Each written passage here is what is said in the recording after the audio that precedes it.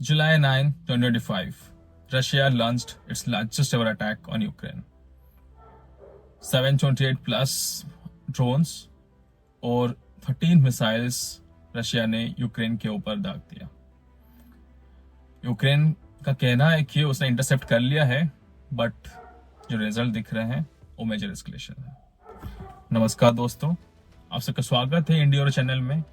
आज हम बात करने जा रहे हैं 3.5 साल से चलते हुए वॉर के ऊपर, रशिया यूक्रेन वॉर के ऊपर, और अभी का उसका क्या सिनेरियो है, क्या कंडीशन है, कुछ अच्छा हो सकता है या नहीं, वॉर खत्म हो सकता है या नहीं, और अभी का सिचुएशन क्या है उसके बारे में। ये सब शुरू करने से पहले एक बार हम पीछे देखते हैं कि शुरू कब से हुआ था। देखा जाए तो फेब 2022 में ही शुरू हो गया था। रशिया ने अटैक किया यूक्रेन के ऊपर, कीव शहर को एनेक्स करने का कोशिश किया जो कि फेल हुआ, बट मई में ही रशिया ने मैरिउपोल को एनेक्स कर लिया। फिर रशिया ने इलीगली कहे तो दोनेस्क, खरसन, लुहांक, जेफोरिया ओब्लास्ट एनेक्स कर लिया। जून में ही यूक्रेन की काउंटर ऑफेंसिव रही जो कि लिमिटेड सक्सेस मिली, बट मिली थी। और जून में ही रशिया में वागनर ग्रुप का म्यूटिनी हो गया जो कि पुतिन के लिए एक कहा जाए तो धक्का जैसा था, बड़ा शॉक था। फिर 2023 और 2024 में वॉर थोड़ा स्टेबल रहा, ज्यादा अटैक्स नहीं हुए, थोड़ा स्टेबलाइज रहा। बट 2025 के शुरू होते ही रशिया ने समर अटैक कर दिया यूक्रेन के ऊपर। ये सब एक्चुअली रशिया ने समर अटैक तो किया सुमी के ऊपर, बट देखा जाए तो ये वेस्टर्न नेशन के लिए एक मैसेज भी था, क्योंकि कुछ दिन पहले ही यूएस ने जो सप्लाईज देना पॉज किया था उसको फिर से रिज्यूम कर दिया, और यूक्रेन को यूएस ने GMLRS रॉकेट्स और पैट्रियट मिसाइल सेंड करना शुरू करेगा, ऐसा यूएस का पब्लिक स्टेटमेंट था, जिसमें यूक्रेन के यूएन एम्बेसडर ने भी कहा है कि it's quite telling that Russia carried out this attack of July 9 just as the United States publicly announce that it will supply us weapons. ये बोलते ही रशिया ने जुलाई 9 को अटैक कर दिया। जो जुलाई 9 से पहले देखा जाए तो फेब में ही सुमी रीजन में क्रॉस बॉर्डर फाइटिंग शुरू हो गया था। रशिया ने सुमी रीजन में ऑलमोस्ट छोटा मोटा अटैक्स करना शुरू किया था। यूक्रेन रिक्रूटमेंट सेंटर्स पे भी अटैक हुआ जहां पे सिविलियंस अफेक्ट हुए। रशिया ऑलमोस्ट 7 लाख ट्रूप्स अपना 1200 किलोमीटर रेडियस के ऊपर अपने फ्रंट में डाल दिया है अभी कहा जाए तो। और फिर देखा जाए तो मार्च और मई में यूक्रेन के भी काउंटर अटैक्स हुए हैं, जिसमें यूक्रेन ने रशिया के बेलगोड ओब्लास्ट नाम के शहर पे एंटर करके अटैक किया है। त्योतकिनो कुर्स्क ओब्लास्ट में भी ऑफेंसिव किया है। सो हेंस अभी अटैक्स सिर्फ सोल्जर्स के लेवल पे नहीं, अब अटैक सिविलियंस तक पहुंच चुका है। बात सिविलियंस की हो रही है तो ह्यूमैनिटेरियन क्राइसिस, चिल्ड्रंस और रेफ्यूजीज के ऊपर तो करना ही पड़ेगा। सो देखा जाए तो यूनिसेफ के हिसाब से 2025 में अब तक 220 प्लस बच्चे मारे जा चुके हैं सिर्फ 2025 में, और मिलियंस जैसा देखा जाए तो रिकॉर्ड के हिसाब से 8 मिलियन प्लस लोग घर छोड़ के जा चुके हैं। सिर्फ 2025 का चाइल्ड कैजुअलिटीज देखे तो 220 प्लस है। टेरिटोरी कंट्रोल्स देखा जाए तो दोनबास और सुमी में भी फाइट चल रही है, अभी तक चल रही है।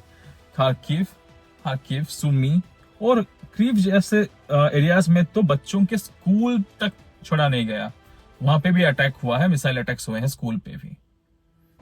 इस बात को देखने के बाद क्या लग रहा है, ये पॉलिटिशियंस सोल्जर्स अपने लेवल पे चल रहा है। सोल्जर्स को तो नहीं बोल सकते, पॉलिटिशियंस का अपने लेवल पे कुछ प्रॉब्लम हो रहा है, फिर सोल्जर्स तक ये सब चीजें आ रहा है कि सोल्जर्स को अपना जान गंवाना पड़ रहा है, और फिर उसके बाद ये तो आम जनता के ऊपर आ चुका है। अभी कोई बच्चा स्कूल जाने के लिए चल रहा होगा, उसके ऊपर एक मिसाइल पड़ा है।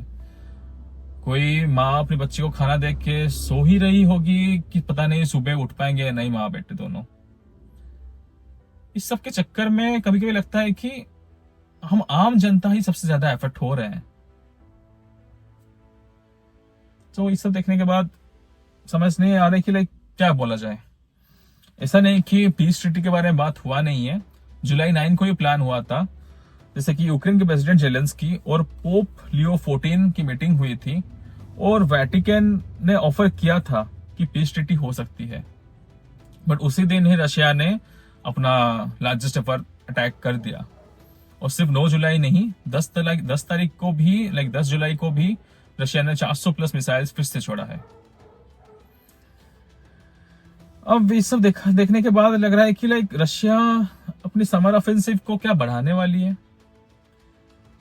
West, specially US and Europe, और ज्यादा वेपन सप्लाई करेंगे या फिर यहीं पे रुकेंगे। यूएस पॉलिटिकली इंस्टेबिलिटी वगैरह के वजह से थोड़ा रुक सकता है, बट पता नहीं कब तक। वेटिकन में फिर से क्या पीस टॉक का प्रपोजल रख सकते हैं, या फिर अभी वो भी बंद है। पोलैंड तो अभी ऐसा सिचुएशन है कि पोलैंड बोल रहा है कि उनके एरियाज को यूज किया जा रहा है एज इफ वॉर जोन ही डिक्लेयर कर दे वो भाई, क्योंकि उन्हीं के एरियाज में ही सब कुछ चल रहा है। तो पोलैंड भी हर कोई आके उनके स्पेशली वेस्ट आके उनके एरियाज को ऐसे यूज कर रहा है एज इफ वो उनका ही एरिया है। तब कहा जाता है इनडायरेक्टली दूसरे देश भी अफेक्ट होना शुरू हुए हैं, और ये जो रेफ्यूजीज जा रहे हैं पोलैंड एंड ऑल में भर भर के गए हैं, तो उनके ऊपर भी तो इश्यूज आ रहे हैं, क्योंकि उनका खुद का कुछ लोग हैं। अब बाहर से भी इतने सारे लोग आ रहे हैं, अब उनके कंट्रीज में क्राइसिस को कौन रोकेगा। ये क्राइसिस अब सिर्फ 2 कंट्री की बात नहीं रही, हर जगह पे चल रहा है। यूक्रेन रशिया यहाँ चल रहा है, ईरान और इजराइल का वहां चल रहा है, कुछ दिन पहले हम लोग का यहाँ पे पाकिस्तान और इंडिया का चल रहा था। और ऐसे ही देखा जाए तो टैंक्स, मिसाइल ही नहीं, इंसानों के दिलों पे ये सब इश्यूज अफेक्ट कर रहा है। दोस्तों, जंग सिर्फ अभी पॉलिटिशियंस के लेवल पे नहीं चल रहा है, जंग अभी लोगों के दिल तक पहुंच चुका है, जंग अभी लोगों के आंसू तक पहुंच चुका है। आप लोगों को क्या लग रहा है, ये जंग रुकेगी? और जब तक रुकेगी तब तक कुछ बचेगा? और अगर बच्चों बच भी गए, उनमें क्या उतनी पैसेंस होगा, उतनी हिम्मत होगी जिंदगी को आगे खुशहाली में भरने के लिए? और ऐसे ही वर्ल्ड अफेयर्स को जानने के लिए हम इस स्टोरी को यहाँ पे बंद नहीं करेंगे, हम इस टॉपिक को यहाँ पे बंद नहीं करेंगे। हम प्लान कर रहे हैं कि रोज हो सके तो जितना भी करंट अफेयर्स कुछ भी नया हो रहा है, हम इस वीडियो के साथ अटैच करते रहेंगे शॉर्ट्स के जरिए। डिफरेंट शॉर्ट्स में हम डिफरेंट टॉपिक्स को कवर करते रहेंगे, रशिया यूक्रेन के वॉर को लेकर जो भी करंट सिनेरियो में चल रहा होगा। और हम आशा करते हैं कि आप लोग यूक्रेनियंस के लिए, रशिया के लिए, पूरे दुनिया के लिए, जितने भी सिविलियंस हैं सबके लिए प्रे करें ताकि जंग बंद हो। कि जंग से क्या हासिल होता है तो पता नहीं, पर नुकसान बहुत कुछ होता है। ऐसे ही हमारे साथ जुड़े रहिए, सब्सक्राइब कीजिए, लाइक कीजिए, कमेंट कीजिए और अपना ओपिनियन दीजिए कि यहाँ पे आपको क्या सही लगता है और क्या हो सकता है। नमस्कार, जय हिंद।